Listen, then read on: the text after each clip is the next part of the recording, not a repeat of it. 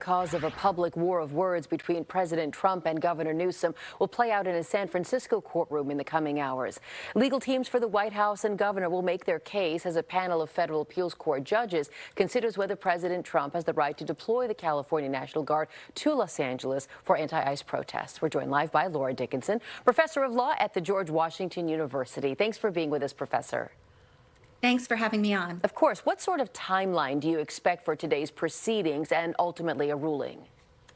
Well, it's hard to say. This is all on a preliminary basis, but it's moving very quickly. Judge Breyer, in his decision below, he issued it very quickly after the hearing, and I would expect a decision in a couple of days, but again, on a preliminary basis. So it is almost certain the losing side will appeal. What happens next?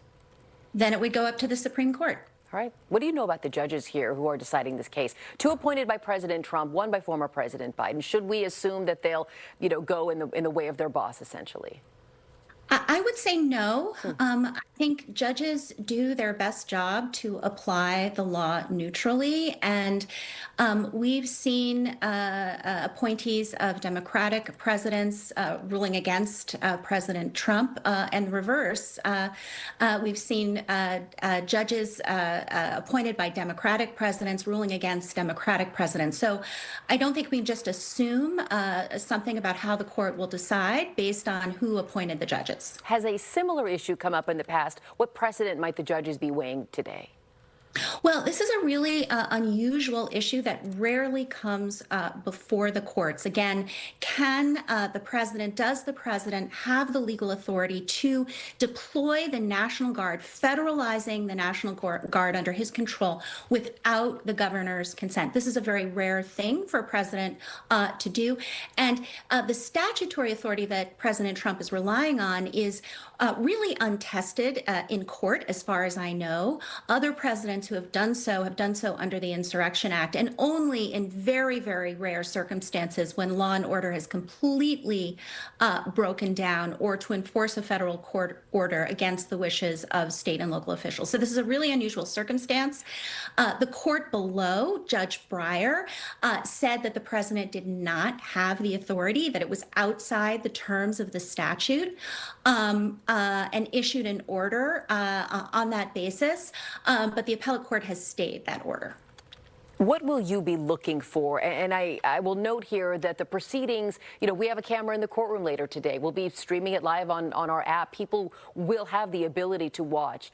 You, as a professor of law, what will you be looking for? Well, I'm going to look at two things. I'm going to look at how the appellate court responds to the statutory terms, right?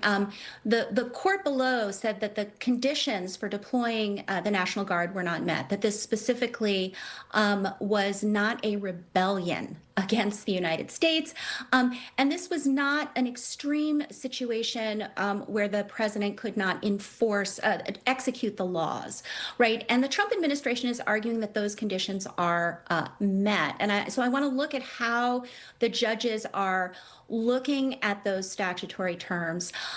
There's also a question in the statute about whether the statute requires the president to issue the orders through the governor, which it's not clear that happens. So I want to look at what the judges say about that.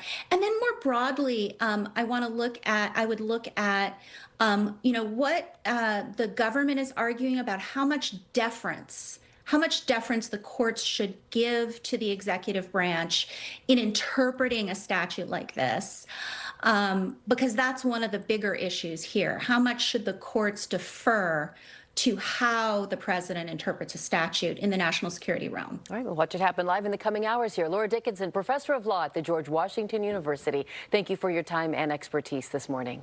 Thank you for having me. Of course.